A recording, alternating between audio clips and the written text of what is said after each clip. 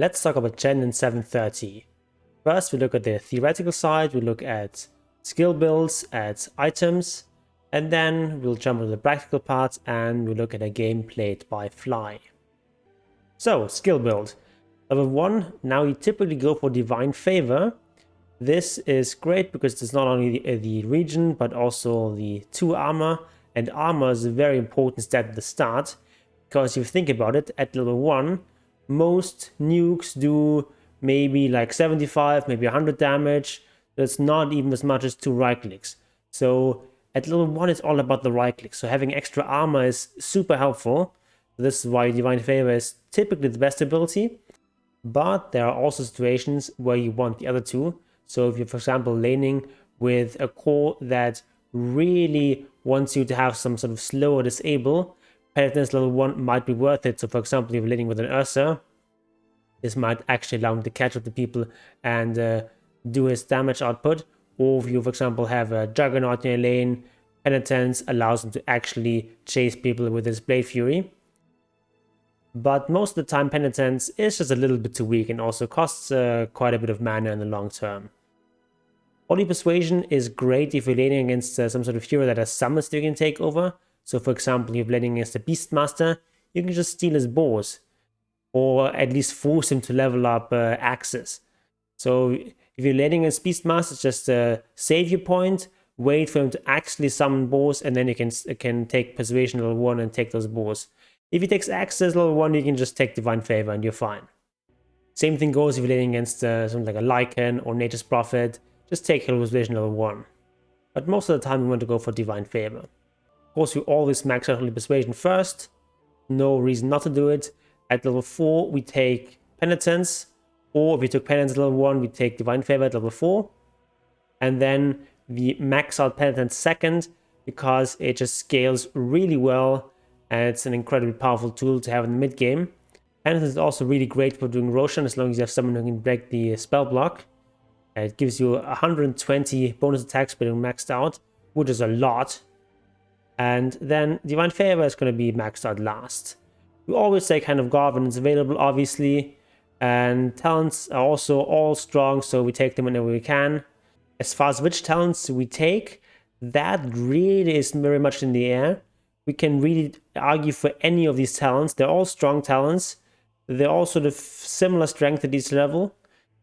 But these are the ones that I usually take. I usually go for the Penitence damage, going for the bit more aggressive option, but the health is also strong, very situational. And after that, it's always sort of a choice between making your creep stronger or making other aspects of Chen stronger. So the Slow from Penitence or the Hand of God. I've chosen here the creep talents as sort of the standards. These typically tend to be the talents you take when things are going well. Because if you're in a losing game, you're really far behind, you typically can't really build up a proper creep army, and then you'd probably rather have the utility from a slow or from a stronger Hand of God. But if you take all these 3 talents combined, they are very powerful. And this level 25 talent is especially strong nowadays because you get the ancient creeps with the shard. Before that, it was not that great, but now that you can get 3 ancient creeps, this allows you to have another 4 regular creeps, which is quite useful, especially if you have the other talents. And especially that health one is plus 1200 health is a lot. On to the items. So starting items is what I usually go for. A Blightstone plus some regen and a Sentry Ward. You pretty much always want to start with the Sentry as Chen so they can de-ward camps that are blocked. There's also an alternative version here where you go for Headrest starting item.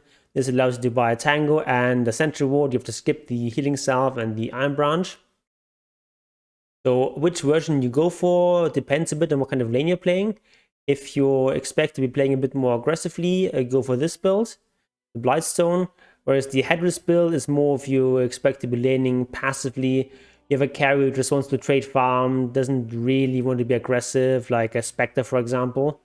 Then you can go for the Headrest, but most of the time I prefer the Blightstone. And then the first big item usually is Medallion. This is obviously a really strong item on Chen. You like the mana regen. And both the plus armor and the minus armor is very powerful for Chen.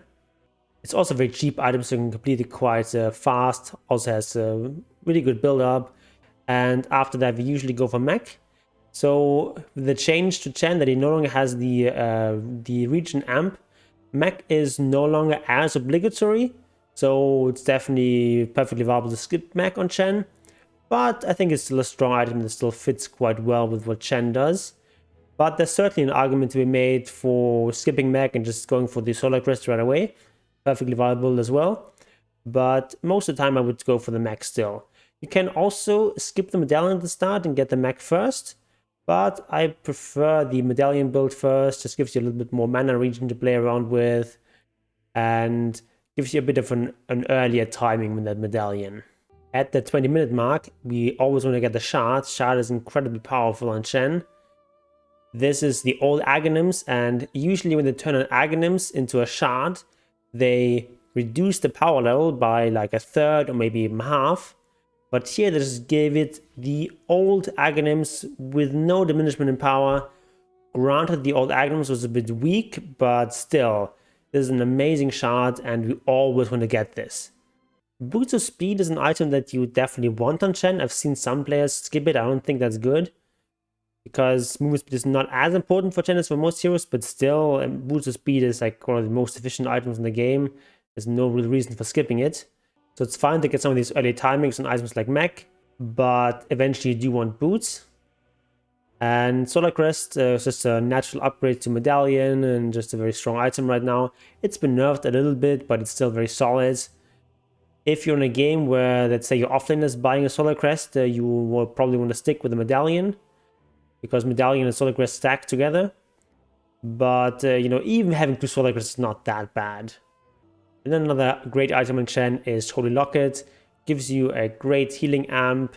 It's also slot efficient because it occupies the same slot as your stick or wand. Has a really good build up as well. You can buy mana boots on the way and disassemble them. So this is a great upgrade to get as Chen. Typically, I would buy these other items beforehand, but yeah, Holy Locket is quite powerful. These are the core items, the items you want to buy every game if you can. But sometimes you're in games where it's really hard to survive, then you need to go for some more defensive items, like Glimmer Cape, Four Staffs, Ghost Scepter, Eon Disc, sort of these standard defensive support items. Very viable in Chen, but ideally, in an ideal game, we want to get away without buying those and just buy these power items, but to basically buy as many of these items as you can and as many of these defensive items as you have to. Similarly, if you're in a game where your team just really lacks disable, Rod of Aegis is an option. It's not an ideal Chen item, but sometimes you have to. Vlad's fits quite well with Chen, but generally these items provide like more value. So Vlad sort of gets pushed back, but if you have these items already, Vlad's is a really good addition. Obviously, don't buy this if anyone else in the team has Vlad's or Helm of the Overlord. Drum is a great timing item. The active is really good for your creeps as well as for your team, obviously. So this is another one of these items you can buy in like the mid game if you just have some little bit of spare cash, especially if you have some sort of timing that you want to hit with your team. And then finally, Pipe is a great item to protect your team and your creeps if there's lots of magic damage on the enemy team. Ideally, this is an item that someone with more farm priority, like an offlaner, would buy. But if your offlaner can't or won't buy this, you know, you might as well do it yourself. And if you make it to the late game and you have lots of spare cash, you can upgrade your mech to Guardian Greaves. I don't recommend rushing for this, because Guardian Greaves is a really expensive upgrade. Like upgrading from mech plus boots costs so much gold. For that gold, you can buy, for example, the complete Solar Crest and still have a bunch of cash left over. And like a Solar Crest is going to have a much bigger impact than the difference between mech and Guardian Greaves. So yeah, a great luxury item, saves you slots, lower cooldowns and so on, but other items are typically higher priority. Scythe, always a great late game item on pretty much any hero. Lotus Orb, why not? I could also put this in the situational mid-game item category. It's a fine support kind of item. And then AC, if you like really have too much cash to spend, you might as well buy an AC. An item a lot of you might be wondering about is the Helm of the Overlord.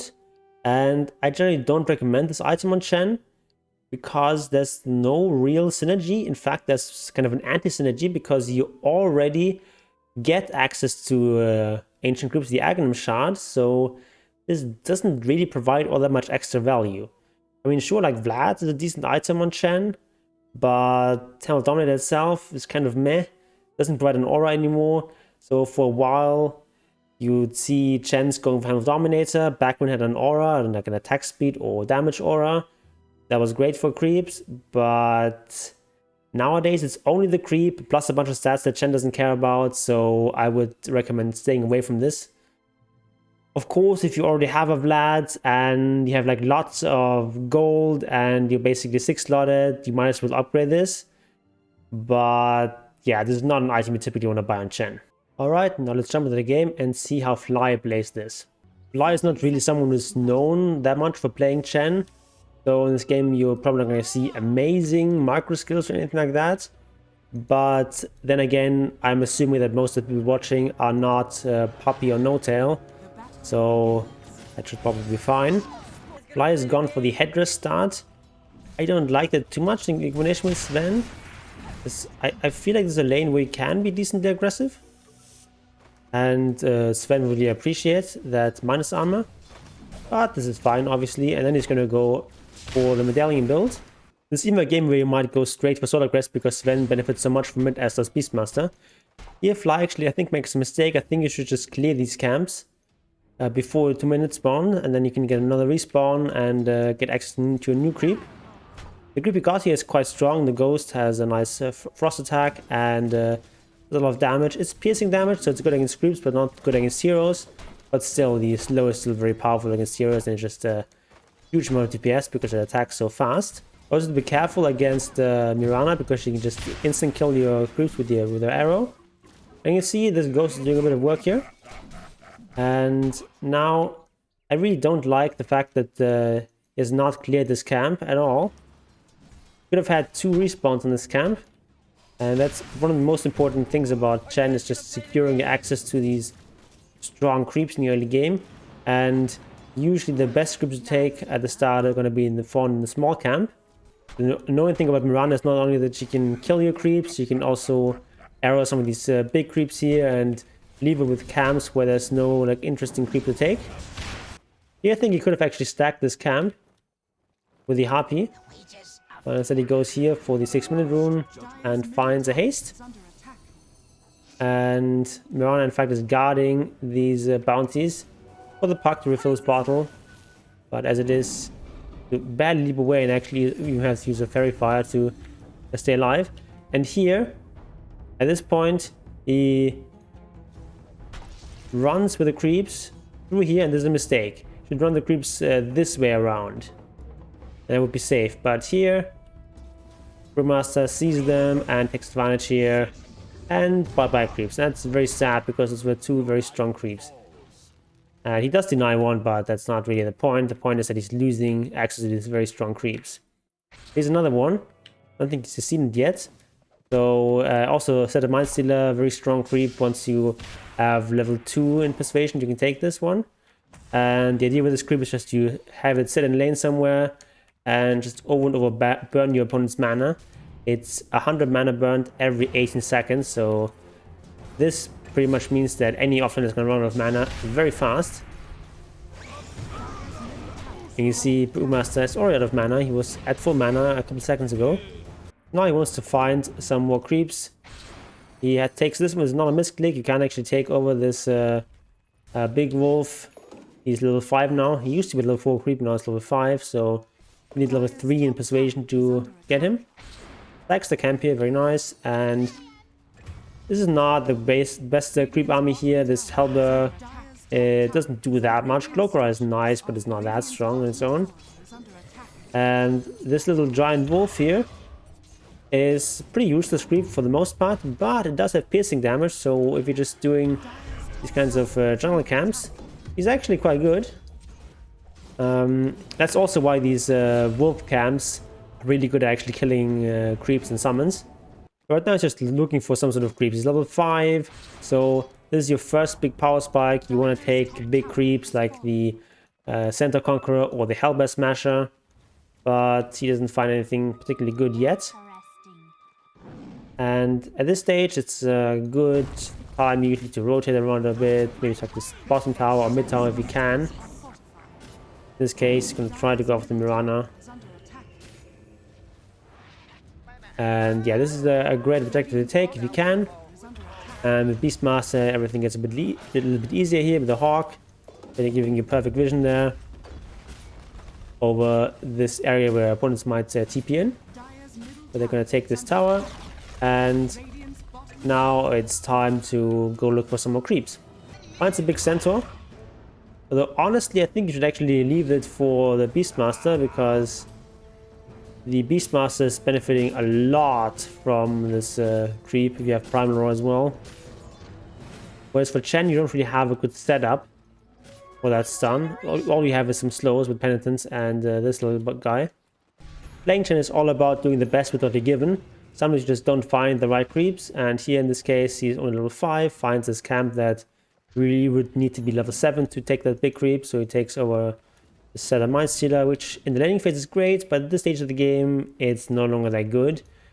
Non is hanging out a lot in the enemy jungle, and this is so he can take the more dangerous farm, allow his cores like the Sven to farm more safely. In this case there's a big fight going on. Sven is about to die. And I think you could have maybe saved him with the Hand of God here. Maybe judged that he would have died either way. Not so sure about that. But yeah, Brewmaster is here is actually quite vulnerable to this creep. But a Banisher, because you can purge everything the Brewmaster does pretty much. Like all of these basic abilities, they're all dispellable. So in that particular matchup, this purge creep is really strong. This part of the game is where Chen's biggest power spike should be. Now he can take the big creeps, but he hasn't really had the best luck with creeps in the mid game. So all he has is one strong creep here with the Centaur Conqueror. And they're going to try to take this tower with it. But keeping all these creeps right together is a bit of a mistake. Allows the Brewmaster to just kill them. And they're still going to try to force this tower, and Brewmaster's going to try to deny, but doesn't quite get it. Meanwhile, Sven has been gone on here, so Chen TPs here, tries to save him somehow. And he actually could be taking over the Centaur Conqueror to help out in the fight. We're going to see this come into play in a couple of seconds. So Beastmaster, he actually allows the Beastmaster to break free. And he's going to get off a roar on the puck. But unfortunately, this Centaur is not there. If he had the Centaur on Chen, he could have kept the stun going and Puck would have died. As it is, Puck gets away, just barely. Although Chen gets away initially, eventually they do catch up here, kill the Beastmaster, and also kill the Chen with just a consolation bane there. But Brewmaster can pop his ultimate and escape. Take over these Hello Smash is very important to use this ability. Speeds up farming a lot and only has 12-second cooldown. This guy basically never runs out of mana unless he gets mana drained or something. So just use this freely to farm as fast as you can. This creep is not the best, but as I said, it's all about making the best with what you're given. So the important thing is just to have creeps, even if they're not the best creeps. Because even like weak creeps like this Mud Golem, they still get some bonuses, still get at least like a decent amount of HP. They get some nice bonus attack damage. So even just having like a couple of random creeps can still be useful. Here's a great example of what not to do with heroes like Chen and Beastmaster. The Beastmaster was just pushing this tower, and Mirana ports in. He's gonna try to kill her, but does not quite manage to do it. It's actually quite tanky. He also has still a mech available. So he doesn't actually get the kill. He gets killed. Chen gets killed. Everything a disaster. And on the way to reinforcing them, Earthshake also got killed by the Puck there. So yeah, this kind of really aggressive forcing move is just not good. You only have 2 heroes down there and no real reinforcements coming along. You can't push it when you don't have the outpost. So yes, you're kind of on a time when you have a hero like Beastmaster and so on. But like, he hasn't even really hit his timing yet. He doesn't even have his Vlads, let alone his Overlords. So this kind of move is really painful because now Chen has lost almost all his creep army. Beastmaster is also going to have to get on the creep. So they're in deep trouble now. This is probably one of the most important fights in this game. So just before this clip, we saw the Dire team do a smoke, some of the 5-minute movement, and they got the pick off some of the supports. But now they're being chased. They lose Beastmaster, and Mirana does not expect how long this cyclone there lasts. And so is Chen. You lost your creep army at this point. You can take over the Evolving Ripper. You don't want to run it right into the fight because then it's gonna die. So you use the Tornado instead. And you just hang out here as Chen and sort of see what you can do with your Penitence, wait with your Hand of God, there it gets used. And yeah, so they've just slowly managed to win this fight. This is the second ultimate here from Brewmaster, so he's gonna be back to being a very useless slow panda in a second. And yeah. There we go, they completely turned this one around and now then full control of the game.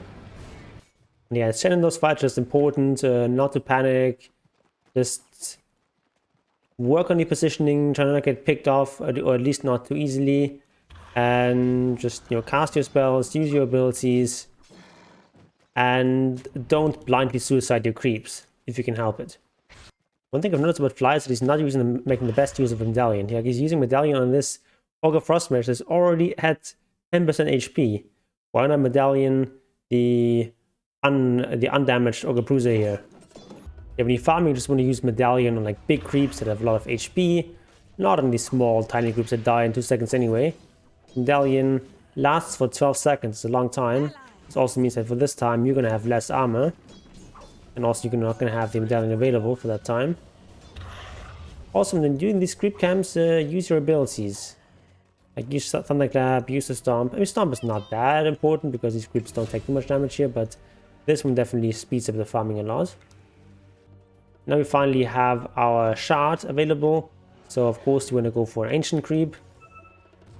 Beastmaster already has a nice Ancient, so if there's only one Ancient available, you probably want to leave it to the guy with Helm of Overlords, because Helm of Overlord creeps are stronger than Chain creeps. But in this case, we already have a strong creep on Beastmaster, so we're taking this Ancient Thunderhide, which is probably the best one to get. I mean, it's sort of pretty close with the Ancient Black Dragon. Both of them are very powerful creeps. But yeah, these are the 2 creeps you want to have. And if you have level 2 on Hand of God, you definitely want to have those 2 if possible. This is quite a good creep army here. And in this case, Fly decides he wants to have a Centaur Conqueror. That's fine. You don't necessarily need one at this stage of the game anymore, because these get weaker and weaker as the game goes on, just because actually landing those stomps is much harder later on. But it's still early enough that the Centaur Conqueror is reasonable to get. Old Foreman, of course, great aura. Whenever you have like a full creep army with 4 creeps, having 1 Kobold Foreman there is really useful.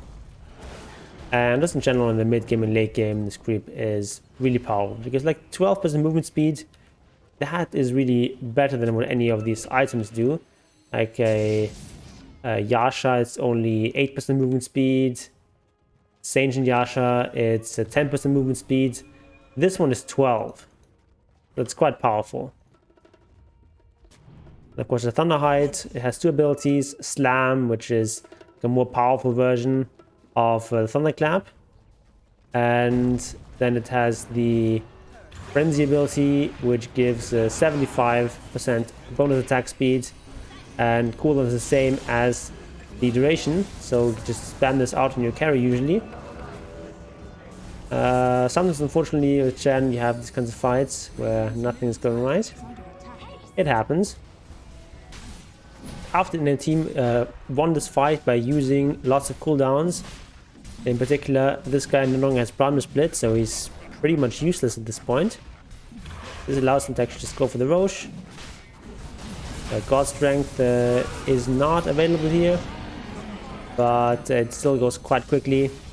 And Lynx does kill the Wolfie, but dies himself, so very successful Roshan there. And that's the big advantages of Chen, is he's so good at taking Roche.